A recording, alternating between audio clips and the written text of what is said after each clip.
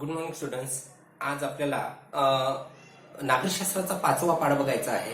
आपल्या नागरिकशास्त्राच्या 5व्या पाठाचं नाव आहे राज्यशासन. जसं आपण मागच्या पाठांमध्ये केंद्र शासनाचा अभ्यास केला, केंद्र शासनामध्ये आपण पंतप्रधान, राष्ट्रपती वगैरे यांची माहिती पाहिली, तसं आपण आता राज्य शासनाचा अभ्यास करणार आहोत.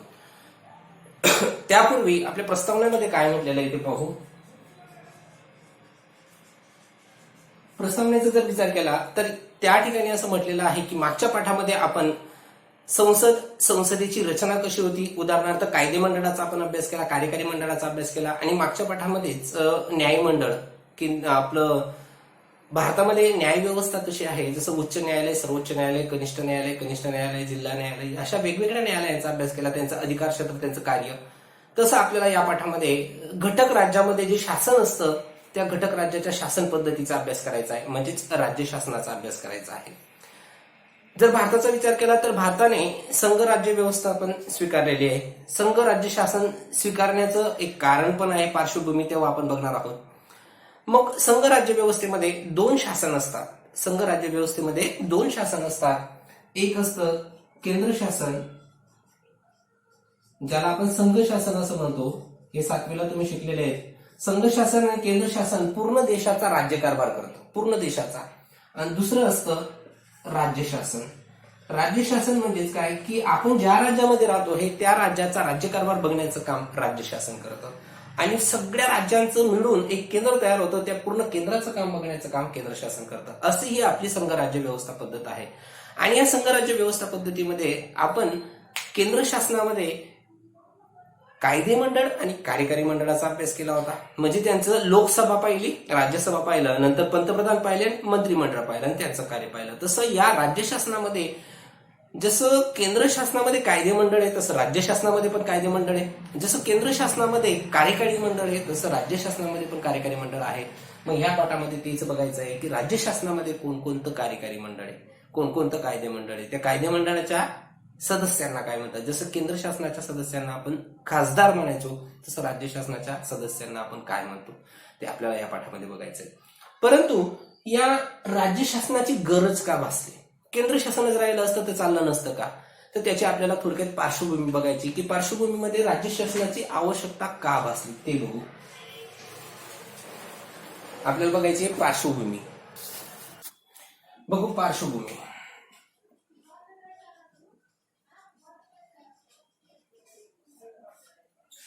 राज्य शासनाची गरज का भासली म्हणजे भारताने संघ राज्य शासन पद्धती का स्वीकारली? तर आपल्याला माहिती आहे भारताचा भौगोलिक विस्तार खूप मोठा आहे. जगामध्ये सगळ्यात मोठा जो देश आहे तो आहे रशिया, नंतर कॅनडा, नंतर अमेरिका, ऑस्ट्रेलिया, चीन, ब्राझील आणि नंतर भारत. 7व्या नंबरचा मोठा देश आहे. भौगोलिक दृष्टिकोनातून भारत 7व्या नंबरचा मोठा देश आहे. त्यातल्या त्यात भारताची लोकसंख्या जगातली 2ऱ्या क्रमांकाची लोकसंख्या आहे. म्हणजे जगाच्या लोकसंख्येच्या एकूण लोकसंख्येपैकी 17.5% लोकसंख्या एकट्या भारतामध्ये राहते. म्हणजे भारताची लोकसंख्या आता जवळजवळ 135 कोटीच्या आसपास आहे. म्हणजे विचार करा की आपला एवढा मोठा देश असेल आणि एवढं मोठं जर कधी आपलं लोकसंख्या असेल तर अशा लोकसंख्येच्या प्रदेशामध्ये एकच शासन करून चालेल का? एक विचार करा. जर एकच शासन राहील तर प्रत्येक लोकांचे प्रतिनिधी त्या शासनामध्ये असतील का? अशी अनेक समस्या निर्माण होतील. त्यातल्या त्यात भारतामध्ये बहुजिन्सीपणा भरपूर आहे. त्यातल्या त्यात भारतामध्ये राज्यांचा विचार केला तर 28 घटक राज्य आहेत, 8 केंद्रशासित प्रदेश आहेत. आता राज्य सोडा, आपण भारतामधल्या भाषा विचार करा की भारतामध्ये कितीतरी भाषा बोलल्या जातात. भरपूर धर्माचे लोक एकत्र राहतात. सर्व धर्म समभाव, धर्मनिरपेक्ष आपला देश आहे. भरपूर धर्म आपल्या भारतामध्ये राहतात, भरपूर भाषा बोलल्या जातात, वेगवेगळ्या चालीरीती आहेत, प्रादेशिक स्वरूप वेगवेगळं आहे. आणि अशात जर आपण एकच केंद्र शासन केलं असतं, फक्त एक पंतप्रधान आणि त्याचं मंत्रिमंडळ 100-150 लोकांचं, 500 लोकांचं, तर एवढ्या एका केंद्र शासनाला एवढ्या मोठ्या देशाचा राज्यकारभार करताना किती अडचणी आल्या असत्या. समजा महाराष्ट्राचे 10-12 चालले गेले, कर्नाटकचे गेले, तामिळनाडूचे गेले नाही तर तामिळनाडूवर अन्याय होईल. समजा हिंदूचे गेले, बौद्धाचे गेले, मुस्लिम लोकांचे गेले नाही तर मुस्लिम लोकांवर अन्याय होईल. मग काय करायचं? मग ज्या देशामध्ये जो देश खूप मोठा असतो किंवा ज्या देशामध्ये खूप मोठी लोकसंख्या असते, जास्त लोकसंख्या असते, तर शक्यतोवर तो देश संघ राज्य शासन पद्धती स्वीकारतो. मग संघ राज्य शासन पद्धतीमध्ये 2 शासन असतात, केंद्र शासन पण असतं आणि राज्य शासन पण असतं. म्हणून भारताचा भौगोलिक विस्तार मोठा होता, भारताची लोकसंख्या जास्त होती, भारतामध्ये भाषा भरपूर बोलल्या जायचे, धर्म जास्त आहेत, चालीरीती आहेत, प्रादेशिक बहुजिन्सीपणा आहे. या सगळ्या गोष्टींमुळेच भारताने संघ राज्य शासन पद्धत स्वीकारली आणि संघ राज्य शासन पद्धतीमध्ये मग केंद्राचं एक शासन आणि प्रत्येक राज्याने आपलं आपलं एक शासन तयार करायचं असं ठरवलं. म्हणून भारतामध्ये राज्य शासनाची निर्मिती झालेली दिसून येते. मग राज्य शासन म्हणजेच काय की प्रत्येक घटक राज्यामध्ये एक राज्य राहील. मग राज्यांची निर्मिती कशी झाली आपल्याला माहिती आहे की भाषिक रचनेवरून घटक राज्यांची निर्मिती झालेली आहे. मग भाषिक प्रांत रचना झाली, जशी भाषा बोलली जाईल तसं त्या ठिकाणी राज्य निर्माण झालं. उदाहरणार्थ मराठी बोलणाऱ्यांची महाराष्ट्र, गुजराती बोलणाऱ्यांचं गुजरात, कन्नड बोलणाऱ्यांचं कर्नाटक, मल्याळम बोलण्याचं केरळ, तमिळ बोलण्याचं तामिळनाडू. म्हणजे ज्या प्रादेशिक प्रदेशामध्ये, ज्या प्रांतामध्ये जी भाषा जास्त बोलली जायची त्याचं एक राज्य केलं. आणि असे एकूण भारतामध्ये टोटल 28 घटक राज्य आणि 8 केंद्रशासित प्रदेश तयार केले. आणि मग या 28 आणि 8 घटक राज्य मिळून 28 घटक राज्य आणि 8 केंद्रशासित प्रदेश मिळून हा मोठा भारत तयार झालेला आहे. म्हणून भारताने एक निर्णय घेतला की केंद्राचं एक शासन असेल त्याला केंद्र शासन म्हटलं जाईल आणि प्रत्येक राज्याचं एक शासन असेल त्याला राज्य शासन म्हटलं जाईल. मग आपण केंद्र शासनाचा अभ्यास पूर्ण मागच्या पाठांमध्ये केलेला आहे. केंद्र शासनामध्ये पंतप्रधानाचा अभ्यास केला आहे, राष्ट्रपतींचा अभ्यास केलेला आहे, मंत्रिमंडळाचा अभ्यास केलेला आहे, ते कसे कायदे करतात, कोणाच्या सहीने कायद्यामध्ये रूपांतर होतं हे टोटल आपण पाहिलेलं आहे. आता राहिलं फक्त राज्य शासन, की राज्य शासनामध्ये मग काय असतं, कसं असतं. तर आपल्याला राज्य शासनाचा अभ्यास करताना प्रत्येक राज्यावर जे शासन असतं त्याला राज्य शासन असं म्हणतात. मग प्रत्येक राज्यामध्ये शक्यतो सारख्याच पद्धतीचं राज्य शासन आहे. आपल्या पुस्तकामध्ये मस्त म्हटलेलं आहे जम्मू काश्मीर वगळता. परंतु आता जम्मू काश्मीरमध्ये सुद्धा, आता जम्मू काश्मीर हे राज्य राहिलेलं नाही, जम्मू काश्मीर हे आता केंद्रशासित प्रदेश आहे आणि लडाख त्याच्यामधून वेगळं झालेला आहे, तो पण केंद्रशासित प्रदेश आहे. म्हणजे पूर्ण भारतामध्ये हे जे राज्य शासन आहे ते सगळेचे सगळे सारखे आहेत, त्याच्यामध्ये कोणत्याही प्रकारची तफावत नाही, कोणत्याच प्रकारची तफावत नाही. प्रत्येक घटक राज्य हे सारखंच आहे, प्रत्येक घटक राज्य सारखं आहे. मग आपल्याला कोणत्याही एकच घटक राज्याचं शासन बघायचंय. मग आपण महाराष्ट्राचे नागरिक म्हणून आपण महाराष्ट्र राज्यामधलं राज्य शासन बघणार आहोत. महाराष्ट्राचं राज्य शासन अभ्यासलं काय, कर्नाटकचं काय, तामिळनाडूचं काय, कोणतंही राज्य शासन अभ्यासा सगळ्यांचं सारखंच आहे.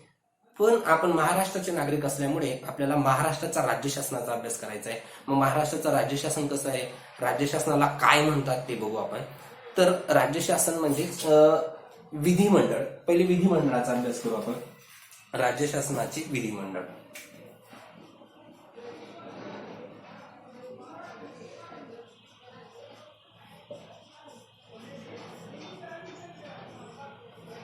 राज्य शासनाचे विधिमंडळ म्हणजे नेमकं काय. तर बघा, जसं केंद्र शासनामध्ये संसद असतं,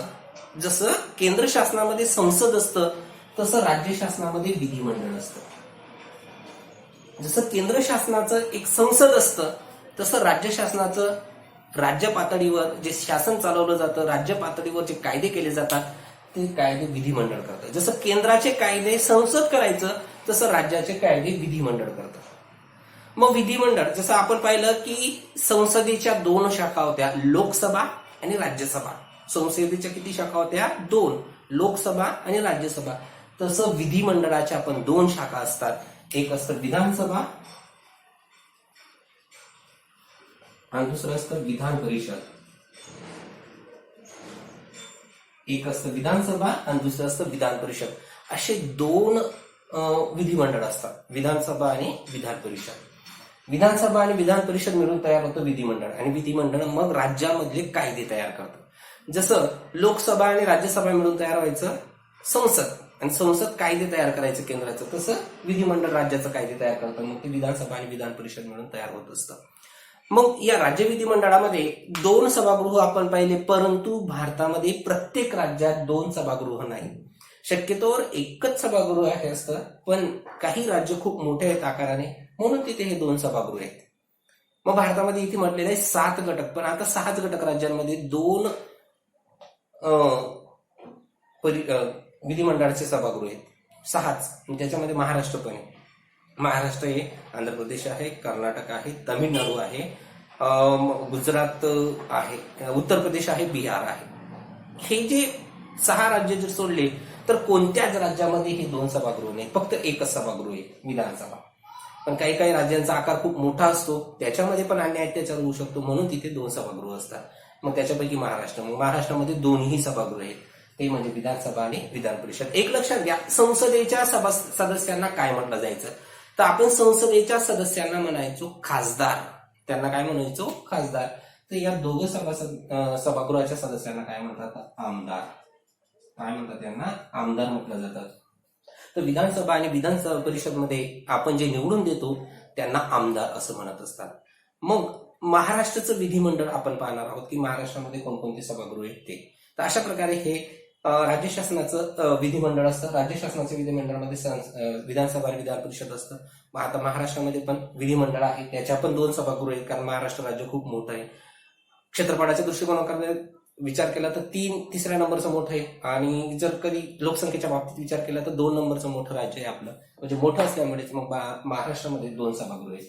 आता आपल्याला महाराष्ट्राचं विधिमंडळ बघायचं, बघू महाराष्ट्राचं विधिमंडळ आणि त्याच्यामध्ये विधानसभा.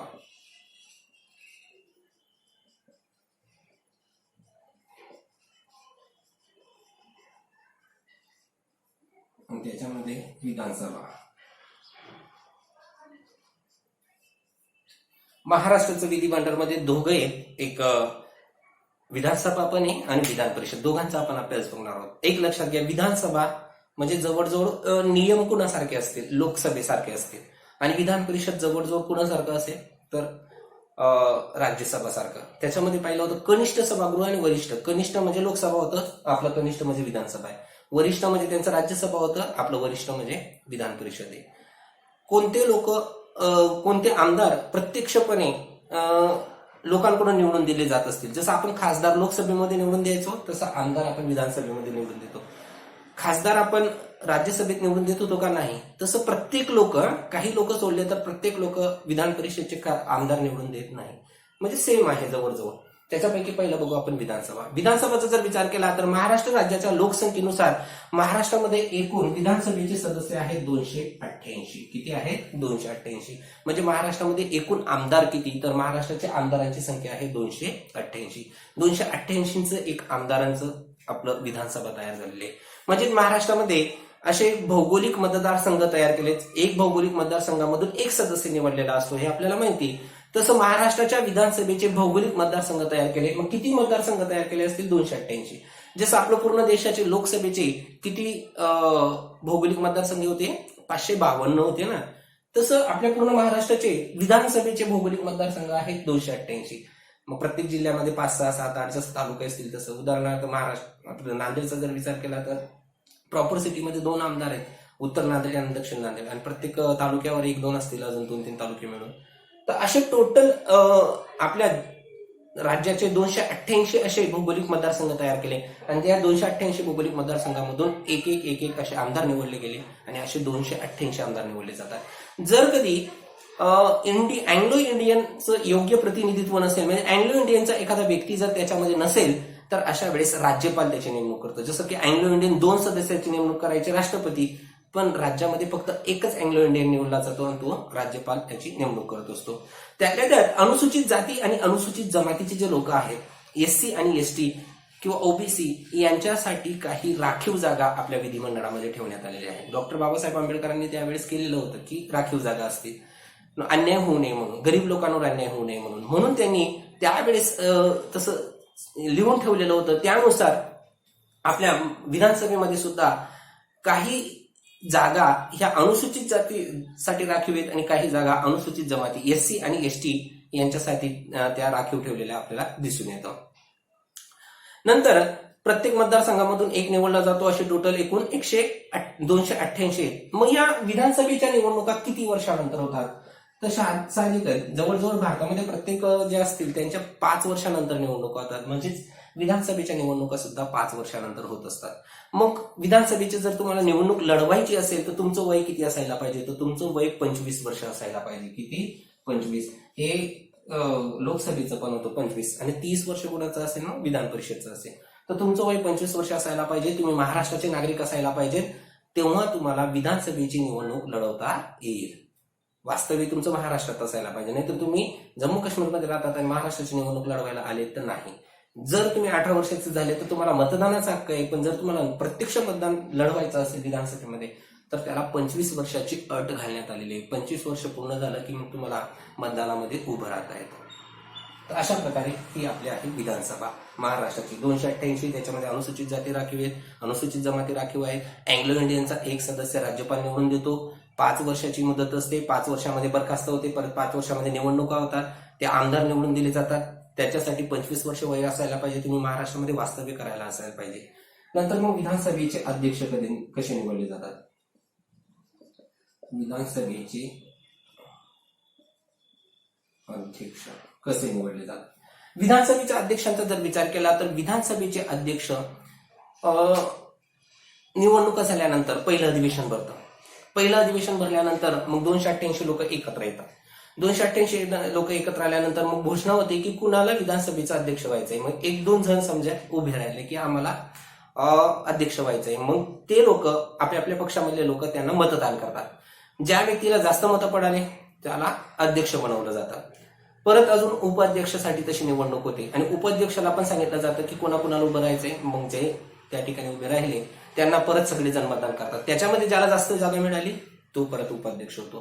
म्हणजे अध्यक्ष आणि उपाध्यक्षाची नेमणूक, जसं लोकसभेच्या अध्यक्षाने लोकसभेच्या उपाध्यक्षाची नेमणूक व्हायची तसं विधानसभेच्या अध्यक्ष आणि विधानसभेच्या उपाध्यक्षाची नेमणूक सुद्धा आपल्यामधूनच ते आमदार करत असतात. पहिल्या अधिवेशनामध्ये समजा आता निवडणूक झाली तर 15-1 दिवसामध्ये अधिवेशन भरेल. अधिवेशन 3 असतात वर्षातून. त्या अधिवेशनामध्ये कोणतंही अधिवेशन असेल त्याच्यामध्ये मग ज्याला जास्त जागा मिळतात त्यांना अध्यक्ष आणि उपाध्यक्ष बनवलं जातं.